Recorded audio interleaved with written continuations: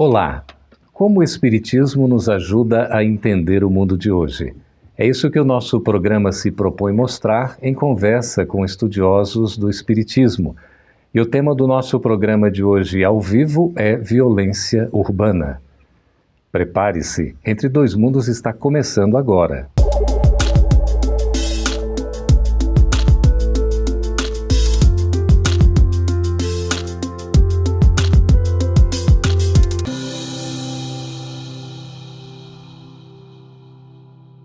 Tem sido cada vez mais comum cenas de violência que nos causam certo medo, um certo estado de pânico na sociedade. Como resolver esse problema da violência urbana? Para conversar sobre esse assunto, nós estamos recebendo aqui ao vivo, nos estúdios da FEB TV em Brasília, os nossos colegas Suelen Robias, que é advogada, trabalhou inclusive, não é, Suelen, na experiência com a vara da infância, é isso? Da família? Isso. Ok, seja muito bem-vinda. Obrigada. E também temos aqui a presença do Antônio Júnior, que é espírita e também tem experiência na área policial. Você foi da Polícia Federal. Sim. E agora é da Polícia Legislativa. Exatamente. Seja bem-vindo, viu, Júnior? Muito obrigado. Eu gostaria de começar a conversa, enquanto os nossos colegas que estão nos acompanhando ao vivo aí pelo Facebook, pelo YouTube, também pelo site da FEB TV, já vão preparando as suas perguntas, para a gente começar a entender, Suelen e Júnior, como é que a gente pode definir a violência urbana? Então, a violência, são todos os atos, né, que, de alguma forma, infringem a lei. Né? Então, tem tanto o homicídio, que, né, as pessoas elas chamam de assassinatos, então roubos, todas essa agressividade, na verdade, no ato que a pessoa, que ela, de alguma forma, ela atinge a outra pessoa, ou seja, ela interfere nessa integridade física dela, no direito da pessoa, então isso já seria uma violência. Uhum. E a violência urbana é justamente isso, são todos esses atos que são praticados, tanto no meio urbano mesmo, como em várias comunidades e tudo mais, né? Mas com relação à infração mesmo. Uhum. Quer dizer, qualquer ação que cause um dano físico, moral ou material a alguém que esteja sofrendo essa ação, isso pode ser caracterizado como violência, né? Não somente a violência que vai causar um dano físico, então uma violência moral psicológica também, moral, né, sexual, emocional. Todas essas situações que isso está afetando uma outra pessoa, isso é caracterizado uma violência. Afetar a liberdade do outro é uma violência? É uma violência. Uhum. Até porque é um direito fundamental, está previsto na Constituição o direito de ir e vir, a liberdade do indivíduo. Certo. Se a gente cerceia, se limita de certa maneira, nós estamos sendo violentos. Sim, a violência também ela tem, tanto como ele colocou, né, que essa parte do direito civil, né, do direito da liberdade, do direito de vir, tem a violência também social, né, que então o preconceito, toda a situação também do emprego, que é a parte de direito econômico, então toda essa situação que de alguma forma faz com que a pessoa ela tenha algum sofrimento, e seja psicológico, físico, enfim, isso é uma violência. Então, preconceito, seja racial, seja sexual, tudo nessa situação que você, de alguma forma,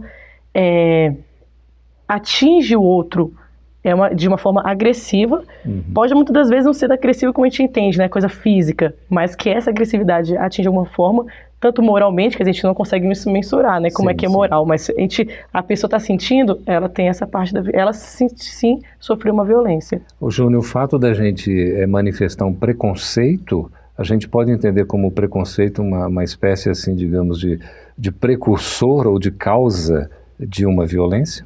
Sim, com certeza. A gente tem aí diversos relatos, né, atualmente de atentados contra a comunidade LGBT, contra a comunidade negra, e essas violências têm ocorrido por preconceito com relação a determinada raça, a determinada opção sexual. Então, acredito que sim, a gente pode dizer que um determinado preconceito que está arraigado culturalmente pode sim ser a origem de uma determinada violência. E a questão, inclusive, religiosa, né, Suelen? Sim, as pessoas elas tendem a colocar como assim, os seus valores nas suas interpretações.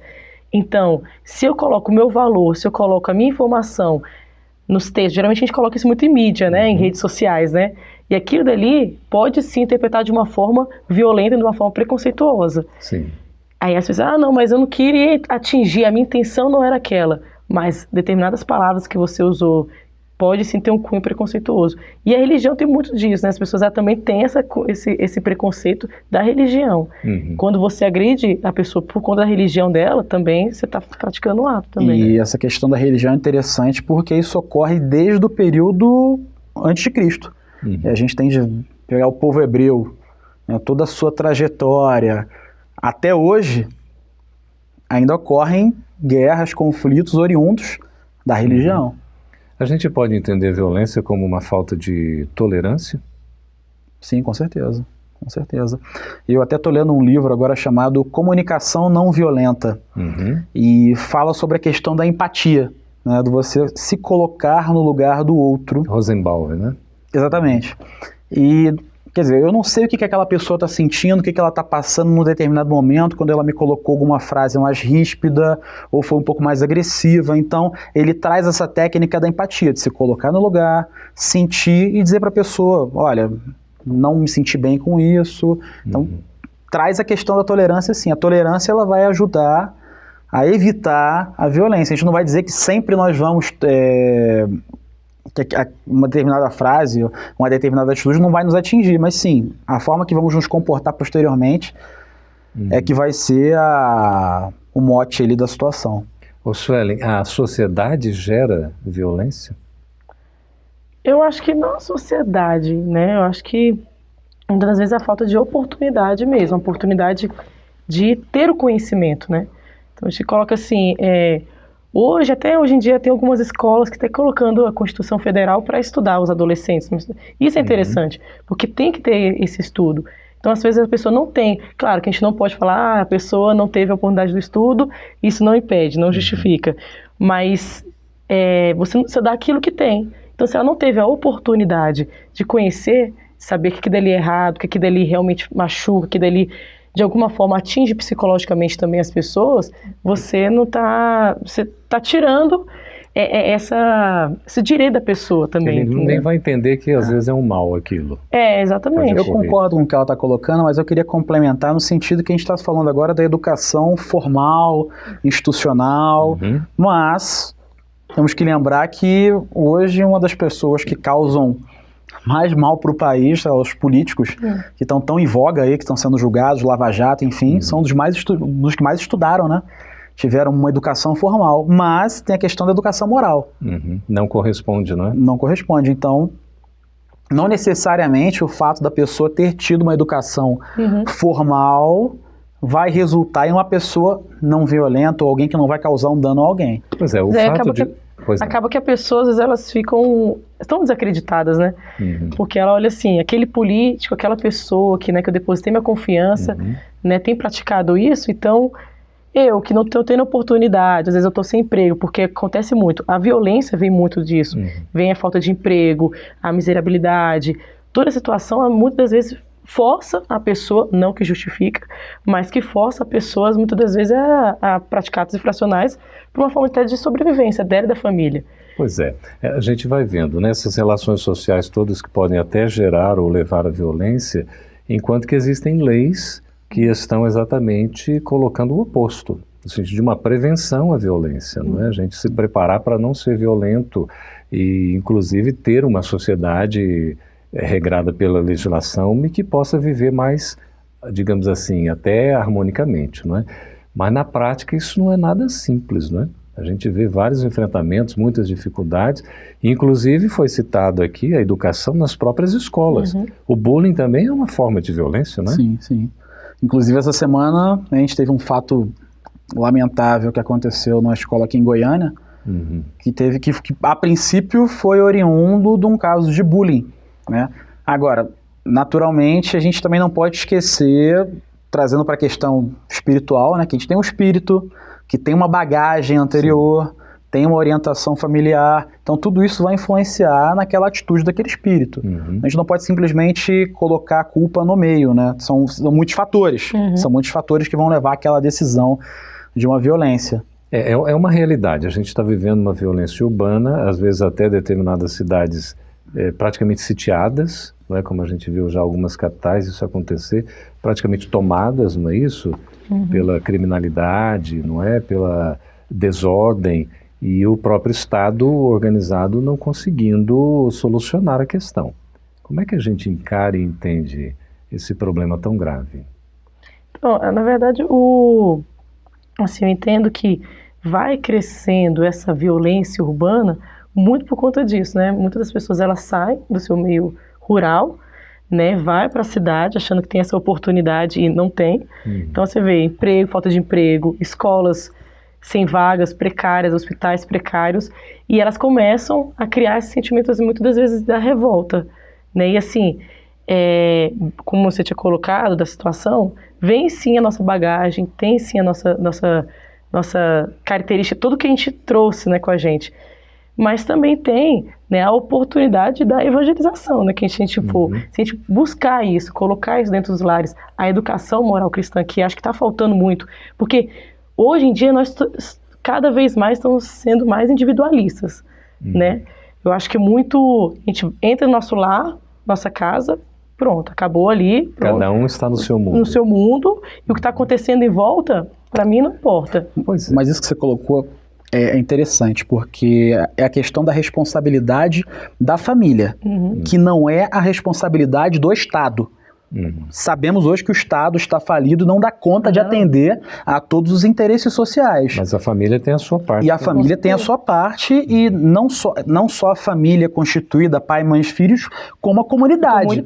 Então, hoje em dia, o que eu acredito, sabendo da realidade atual, sabendo que não é fácil mudar um contexto político, social, então que a comunidade se organize a fim de atuar nesse sentido, de dirimir determinadas situações. Pois é, diante de tantos problemas, né, que a gente às vezes fica meio que sem chão até para pisar, né, sem superfície, parece que não tem solução, é um caos absoluto, e a gente vai ficando meio aflito, meio perdido, enfim.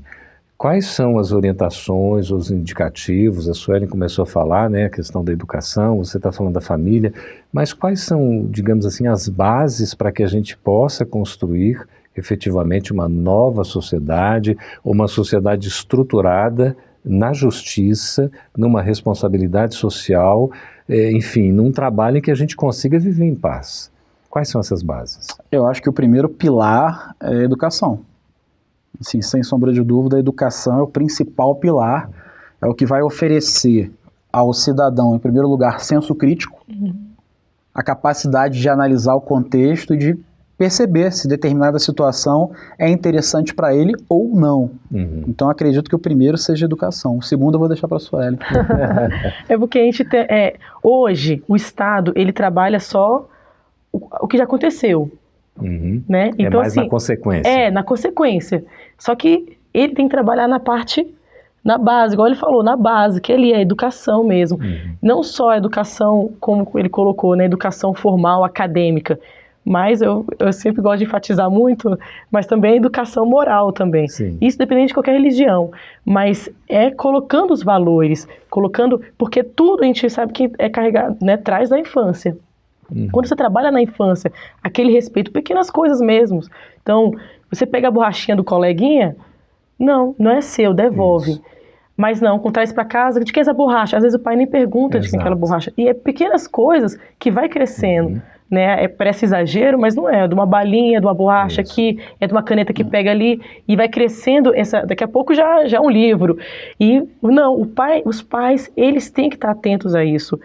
Não só os pais, aí coloca a comunidade também, a vizinhança, o professor, né, o tutor lá da escola, o diretor, né, o conselho tutelar, toda aquela rede para observar aquele jovem, não, aquela criança. Vamos trabalhando isso devagarzinho. Por que você está fazendo isso? Né? Qual o motivo? O que te trouxe a fazer isso? Para que ele já trabalhe psicologicamente e que toda essa, talvez essa tendência possa ser trabalhada e ser retirada. Mas isso que você colocou é extremamente interessante, né? A questão da família. Porque a gente teve uma mudança nos papéis familiares nos últimos 30 anos. Inclusive a estrutura, né? Bem diferente. Na estrutura, também na estrutura, né? Mas antigamente você tinha uma mãe que estava 24 horas dentro de casa. Antônio Júnior e Suelen, nós vamos chamar um breve intervalo para continuar conversando sobre esse assunto tão interessante que é violência urbana, um problema grave que a gente precisa enfrentar e buscar as soluções. Você já pode ir preparando as suas perguntas, seus questionamentos, que a gente está aqui à disposição para conversar sobre o assunto. A gente volta daqui a pouquinho.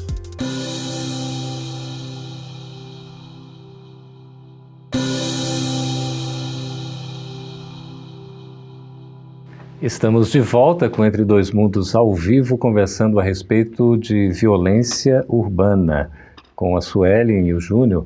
Júnior, você estava falando da questão da mãe, né, do tempo de 24 horas, como é que é isso? Exatamente. Você tinha uma mãe que era uma mulher que era feita para estar somente na família e fora do mercado de trabalho. Então era uma mãe que estava ali dentro de casa, podendo dar atenção para os filhos 24 horas.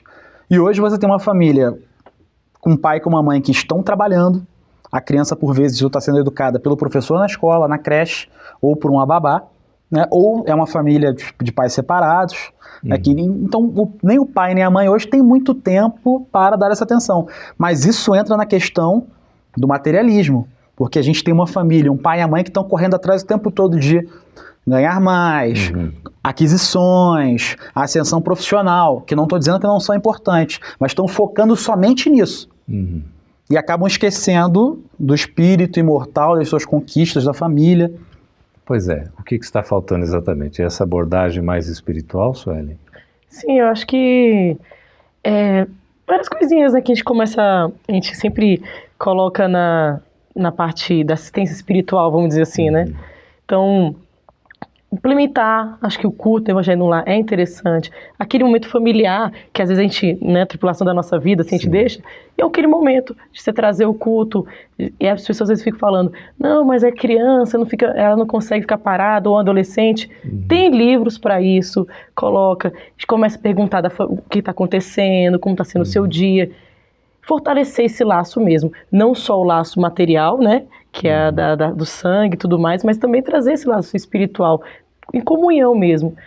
Trazer, se for possível, né, sempre puder, né, levar a criança para uma religião. A religiosidade eu acho muito importante para trabalhar isso dentro do lar. Trabalhar o caráter. O caráter disso. Porque eu trabalhei um tempo com adolescentes, eu trabalho ainda, né, mas especificamente dentro da unidade de internação. E tinha jovens que falavam que não sabiam nem o que era o Pai Nosso. Olha só, completo desconhecimento. Completo né? desconhecimento. Você fala assim, não, estou passando por uma situação que... Aí conversando, a parte jurídica, tudo bem, mas não deixa de ter um acolhimento, que a gente precisa, aquele espírito precisa naquele momento, né? E conversando, e ele relatou, isso não foram vários jovens. Não sei o que é isso, não tive essa oportunidade, não sei nem o que você está falando. Então, assim, como... É importante você inserir para criança, para adolescente, que vão ser os futuros, né, trabalhadores, né, que vão levar o país para essa sementinha da educação mesmo, da parte moral. Né?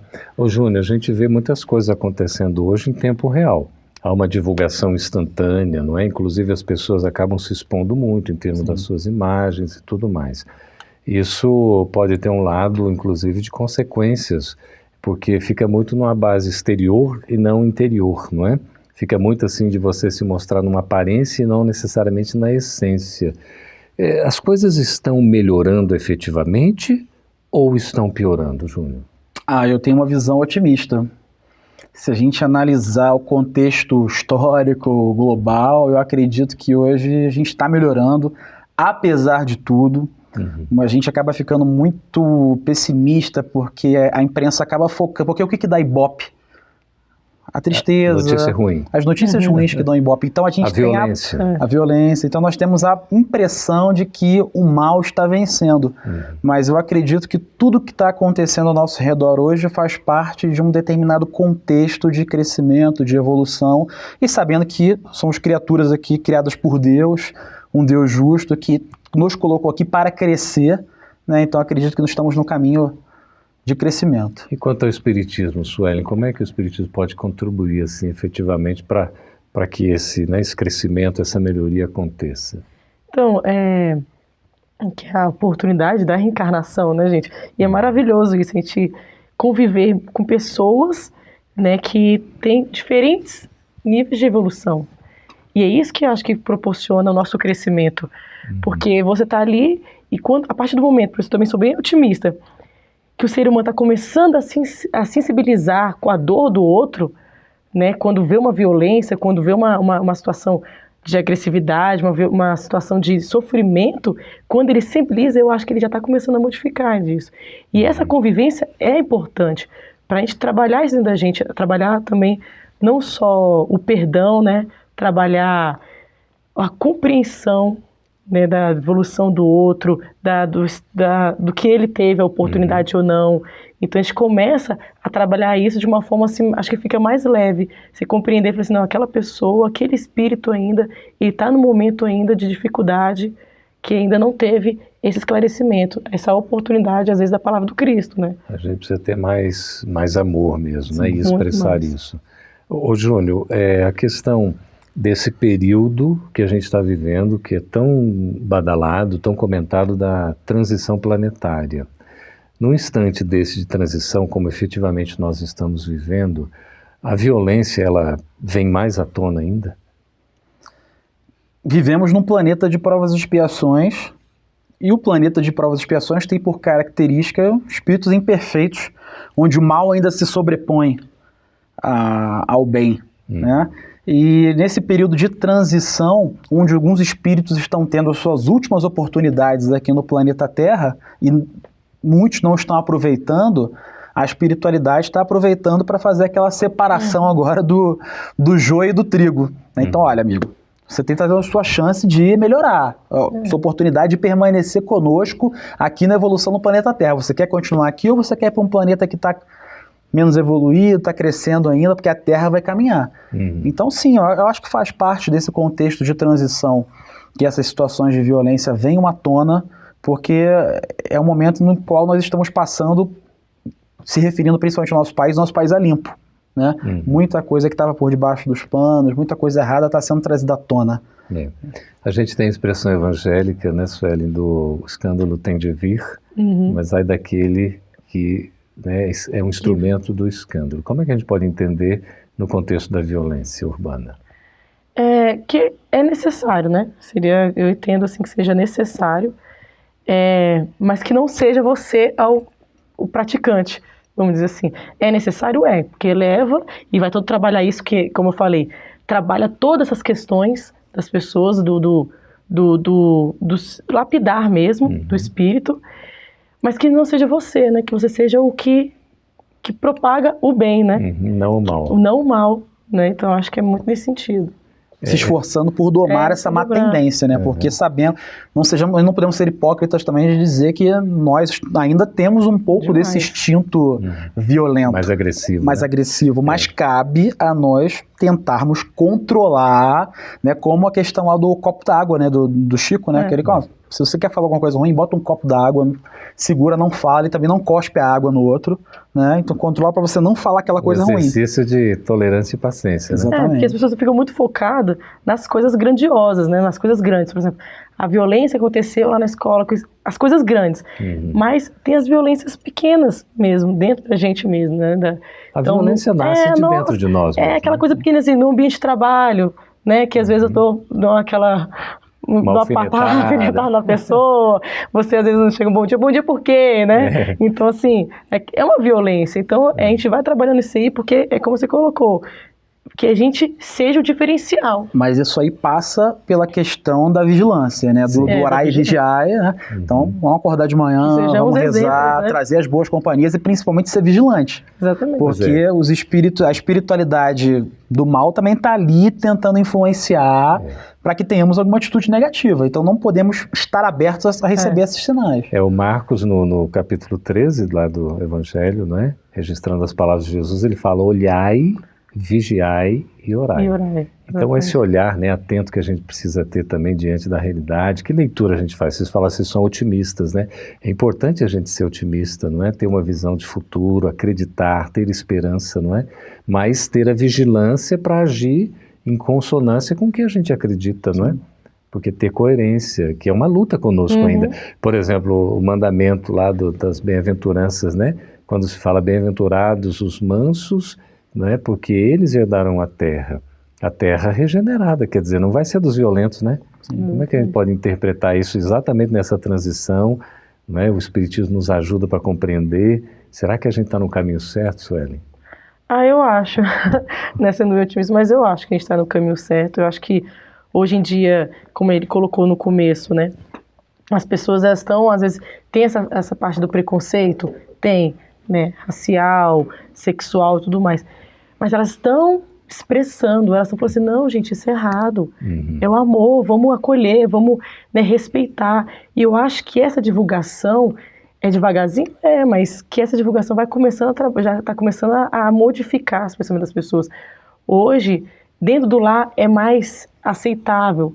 Claro, não no mundo que a gente acha não está aquela perfeição, certo. Claro, mas de acordo com o nosso nível ainda está. Então as pessoas estão começando a respeitar, está respeitando a opinião do outro. Devagarzinho, a gente vai trabalhando isso. Suelen, quando tem uma coisa assim, por exemplo, na sociedade que ocorre, nos choca, não é? Uma coisa mais contundente, às vezes é uma coisa que antes passava talvez... Pois é, as pessoas estão mais sensíveis. Sim. E isso é importante. E eu acho que é nessa parte que a gente tem que buscar e falar assim, opa, que bom, tá sensível? Vem cá, meu irmão, vamos trabalhar para que você seja agora o que vai trabalhar para a divulgação. E eu acho, então assim, eu acho muito legal, eu acho assim, realmente, acredito mesmo que esteja mudando por conta disso, que as pessoas estão mais sensíveis, estão se preocupando mais. É claro que ainda tem aqueles casos que as pessoas elas querem, né? Não, eu estou sensível, mas eu vou fazer a justiça com as próprias mãos. Né? Tem aqueles casos exagerados. Mas os casos em regras, acredito eu, que sim, que as pessoas estão mais sensíveis, estão tentando compreender mais. Perfeito. Não, eu queria colocar a situação da sensibilidade, né? A gente também não pode ter uma sensibilidade seletiva. O que eu tenho percebido hoje é que as pessoas ficam muito sensíveis quando acontece um ato de violência em Paris, em Nova York, mas quando acontece uma situação na África, no outro dia as pessoas esqueceram, ou ninguém deu atenção. Então é muito fácil você postar Pray for Paris, Pray for New York, mas e o Pray for Somália? Na verdade a gente tem que estar sensível a tudo que está acontecendo, e não uma sensibilidade da moda, uma sensibilidade para mostrar... de conveniência, Sim, né? de conveniência. Nós estamos tentando, né? Eu acho que tem que abranger como você está falando. Eu queria aqui tocar com Chico Xavier, porque você falou de reencarnação, né, Sueli? A importância da reencarnação para o progresso. E, antes de chamar o próximo bloco, o Chico diz assim: a violência tem como uma das consequências o desamor, que temos vivido em nossos tempos. A criatura vai se apaixonando por facilidades materiais e se esquece de que precisa de amor, paciência, compreensão e carinho. A ausência desses valores espirituais cria essa agressividade exagerada no relacionamento entre as pessoas. Boa palavra do Chico, né? Aqui a gente se sente bem acompanhado, né? Como é importante trabalhar a paz, o amor, o carinho, né? Nós já estamos aqui recebendo as primeiras perguntas e questões dos nossos participantes, internautas. A gente vai chamar um breve intervalo e a gente volta daqui a pouquinho para conversar com vocês, continuando esse assunto tão importante e tão grave que é o da violência urbana. Escreva para nós, participe, vamos continuar nesse programa.